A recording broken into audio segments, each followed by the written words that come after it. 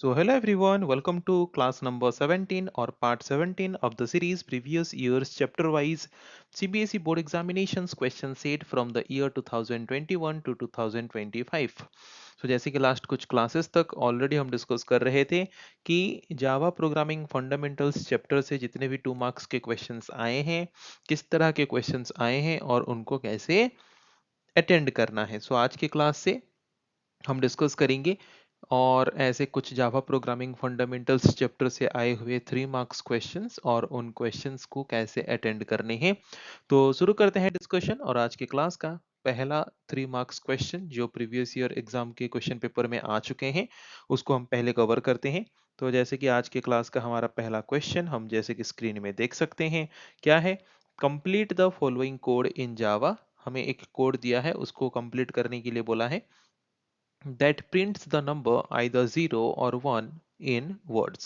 Okay, जो code क्या print करेगा एज आउटपुट, या तो 0 या तो 1 प्रिंट करेगा। ओके, तो टोटल कोड हम देखते हैं। जैसे कि यहाँ पे सबसे पहले क्लास हमने क्रिएट किया, क्लास को ओपन किया, उसके अंदर हमने मेन फंक्शन को डिफाइन किया, फिर मेन फंक्शन को हमने ओपन किया। मेन फंक्शन के अंदर हमने एक वेरिएबल, नंबर वेरिएबल हमने डिक्लेयर करके उसको इनिशियलाइज किया 0 से। देन उसके बाद यहाँ पे देखना कि केस 0, केस 1 ऐसे लिखा है। दैट मीन्स ये सब चीजें हम किस में लिखते हैं, ये सब चीजें हम लिखते हैं स्विच स्टेटमेंट में। तो इसका मतलब यहाँ पे हम यूज करेंगे switch. Okay, switch, this is the expression means the variable. Then उसके बाद केस 0, अगर नंबर वेरिएबल का वैल्यू 0 है देन वो प्रिंट करेगा 0। देन फिर हम क्या यूज करते हैं, फिर हम यूज करते हैं ब्रेक स्टेटमेंट। देन फिर और एक हमने यहाँ पे ऑप्शन यूज किया केस 1, अगर नंबर वेरिएबल का वैल्यू 1 होगा देन वो प्रिंट करेगा 1। देन यहाँ पे ब्रेक स्टेटमेंट यूज हुआ। अगर 0 एंड 1 के अलावा कोई दूसरा वैल्यू जैसे कि 2 3 4 5 ऐसा कोई वैल्यू कोई यूजर एंटर कर देता है देन हम कौन से सेक्शन में आएंगे, हम आएंगे डिफॉल्ट सेक्शन में। एंड डिफॉल्ट सेक्शन में हम प्रिंट करेंगे नाइदर 0 नॉर 1। जब 0 यूजर इनपुट करे तो 0 मतलब वो वर्ड में प्रिंट करेगा। जब यूजर 1 इनपुट करे तो 1 वर्ड में प्रिंट करेगा। अगर 0 एंड 1 के अलावा कोई दूसरा नंबर कोई यूजर अगर एंटर करे तो डिफॉल्ट सेक्शन में हम रखेंगे कि नाइदर 0 नॉर 1 प्रिंट करेगा। ओके, तो ये 3 फिल इन द ब्लैंक्स हमें दिया था, ये 3 फिल इन द ब्लैंक्स अगर हम करते हैं तो हमें 3 मार्क्स मिलेंगे। बहुत ही आसान क्वेश्चन थे। जैसे कि आंसर हम यहाँ पे देख सकते हैं। पहले हमने स्विच फिलअप किया, फिर हमने ब्रेक फिलअप किया, फिर उसके बाद हमने डिफॉल्ट फिलअप किया। ओके, इस तरीके से टोटल कोड को हमने यहाँ पे कंप्लीट किया। अभी हम नेक्स्ट क्वेश्चन, सेकंड क्वेश्चन में मूव करेंगे। सेकंड क्वेश्चन क्या है देखते हैं। Second question, rewrite the following program code using switch statement. यहाँ पे हमें एक नीचे कंप्लीट कोड कंप्लीट स्टेटमेंट दिया है। वही सेम कोड को हमें यहाँ पे स्विच स्टेटमेंट के फॉर्म में लिखने के लिए बोला गया है। ओके, तो क्या दिया गया है देखते हैं कि जैसे कि कॉलर एक वेरिएबल है, अगर उसका वैल्यू 10 है देन हमें आउटपुट प्रिंट करना है रेड। अगर 20 है हमें प्रिंट करना है ऑरेंज। अगर कॉलर वेरिएबल का वैल्यू 30 है हमें प्रिंट करना है ग्रीन। अगर 10 20 30 में से कुछ भी नहीं है, कोई दूसरा वैल्यू है, तो तब हम प्रिंट करेंगे इनवैलिड। ओके, इसका मतलब हमें यहाँ से एक चीज क्लियर होता है कि हमारे पास एक वेरिएबल है कॉलर, इंटीजर वेरिएबल, जिसमें कुछ वैल्यू स्टोर्ड है।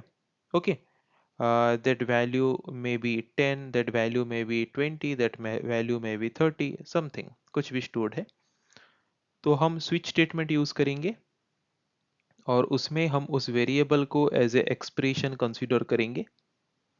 ओके, कंसीडर किए, कंसीडर करने के बाद वहां पे हम पहला केस लेंगे। सपोज फर्स्ट केस वैल्यू हमारा है 10।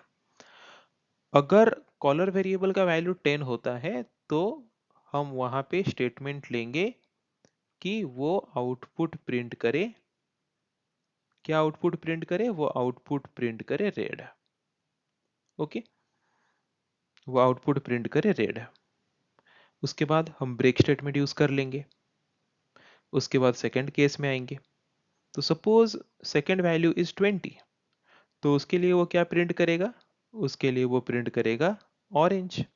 फिर हम ब्रेक स्टेटमेंट यूज करेंगे, ये system dot out dot println. Okay, उसी तरह से अगर केस का वैल्यू, अगर सपोज और एक ऑप्शन वैल्यू है हमारा 30, तो तब वो क्या प्रिंट करे, हम चाहते हैं तब वो प्रिंट करे ग्रीन। ओके, तब वो प्रिंट करे ग्रीन। फिर हम यहाँ पे ब्रेक स्टेटमेंट यूज करेंगे। अगर 10, 20, 30 में से कोई भी वैल्यू नहीं है, देन हम डिफॉल्ट ब्लॉक लेंगे, एंड डिफॉल्ट ब्लॉक के अंदर हम लिखेंगे system dot out dot println, क्या लिखेंगे, इनवैलिड। ओके, तो इस तरीके से यहाँ पे इफ एल्स इफ लेडर को यूज करके जो कोड लिखा गया है, वही सेम कोड को हम इजीली स्विच स्टेटमेंट की मदद से भी लिख सकते हैं। और वही चीज हमें करने के लिए यहाँ पे क्वेश्चन में बोला है, और जिस चीज को करने के लिए हमें मिलेंगे 3 मार्क्स। ओके, तो पहले हमने स्विच लिया, फिर हमने वेरिएबल को एज एक्सप्रेशन कंसीडर किया, देन स्विच स्टेटमेंट को हमने ओपन किया, उसके अंदर हमने जितने भी कॉलर वेरिएबल का वैल्यू लिया था 10, 20, 30, उसको हमने केस वैल्यू के हिसाब से कंसीडर किया। अगर 10 इंसर्ट, अगर कॉलर वेरिएबल का वैल्यू 10 यूजर इनपुट दे रहा है, देन प्रिंट करेंगे रेड। अगर 20 इनपुट दे रहा है, देन प्रिंट करेंगे ऑरेंज। अगर 30 इनपुट दे रहा है, देन प्रिंट करेंगे ग्रीन। अगर 10, 20, 30 में से कुछ भी इनपुट ना देके कोई दूसरा वैल्यू इनपुट दे रहा है, तो वहां पे हम प्रिंट करेंगे इनवैलिड। ओके, जिसको कि हमने यहाँ पे स्विच स्टेटमेंट के फॉर्म में रिप्रेजेंट कर दिया। बहुत ही आसान है। Let's move to the next question, question number 3। Consider the following class. हमें एक क्लास यहाँ पे दिया है। ओके, देख सकते हैं हम यहाँ पे क्लियरली कि एक क्लास है, क्लास का नाम है स्टूड। उसके अंदर हमें यहाँ पे 4 डेटा मेंबर्स दिया गया है। एक है roll number means R number, और एक है एस नेम स्टूडेंट नेम, और एक है एड्रेस, और एक है मार्क्स। 4 यहाँ पे हमारे पास क्या है, डेटा मेंबर्स हैं। कौन से डेटा मेंबर का टाइप क्या है वो हम उसके डेटा टाइप या फिर उसके क्लास से पता कर सकते हैं।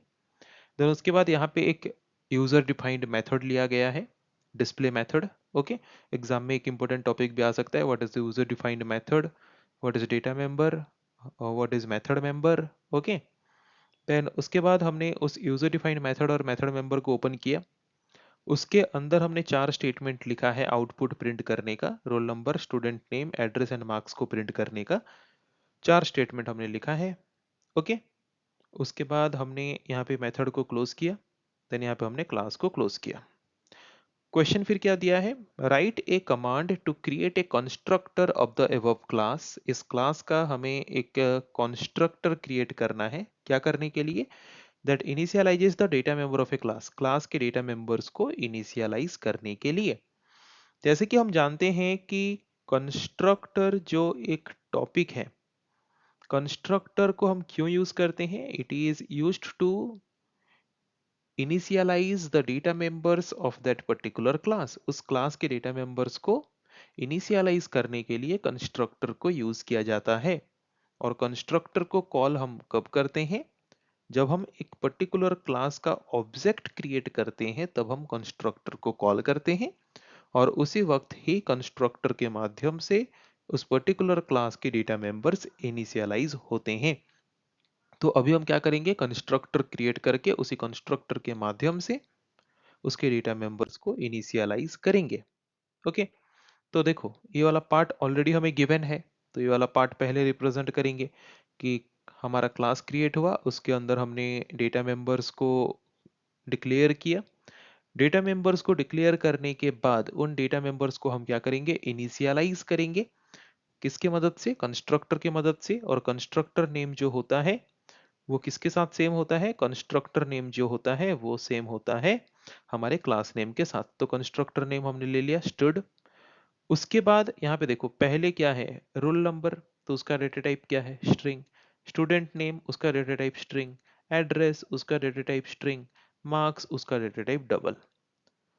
तो यहाँ पे हम 4 value as a parameter accept करेंगे, और उन्हीं 4 वैल्यूज को यूज करके हम हमारे डेटा मेंबर्स को इनिशियलाइज करेंगे कंस्ट्रक्टर के माध्यम से। ओके, इनिशियलाइज हमने कर लिया। फिर ये वाला पार्ट भी ऑलरेडी गिवन था। तो ये कंस्ट्रक्टर इनिशियलाइज कब करेगा, जब हम इस कंस्ट्रक्टर को कॉल करेंगे। एंड कंस्ट्रक्टर कॉल कब होगा? जब हम इस पर्टिकुलर क्लास का ऑब्जेक्ट क्रिएट करेंगे, तब कंस्ट्रक्टर कॉल होगा।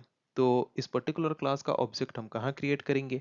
मेन फंक्शन के अंदर। तो मेन फंक्शन हमने लिया, मेन फंक्शन के अंदर हमने क्लास का ऑब्जेक्ट क्रिएट किया। तो क्लास का ऑब्जेक्ट क्रिएट करने का सिंटेक्स क्या है? Class name, then object name हम अपने मर्जी से कुछ भी दे सकते हैं, equal to new operator, again class name, then यहाँ पे पैरामीटर हम पास करेंगे। ओके, तो यहाँ पे ये जो पार्ट है, यहाँ पे ये जो पार्ट है, इस पार्ट की मदद से हम क्या कर रहे हैं? कंस्ट्रक्टर को कॉल कर रहे हैं। तो जब भी हम एक ऑब्जेक्ट क्रिएट करते हैं, देन बाय डिफॉल्ट हम ऑब्जेक्ट कंस्ट्रक्टर को कॉल करते हैं। तो यहाँ पे हमने वैल्यू पास किया 101, किसके पास? आर के पास। वही 101 जाके रोल नंबर में स्टोर हुआ। फिर हमने पास किया राहुल, एन के पास आया, वो जाके फिर एस नेम में स्टोर हुआ।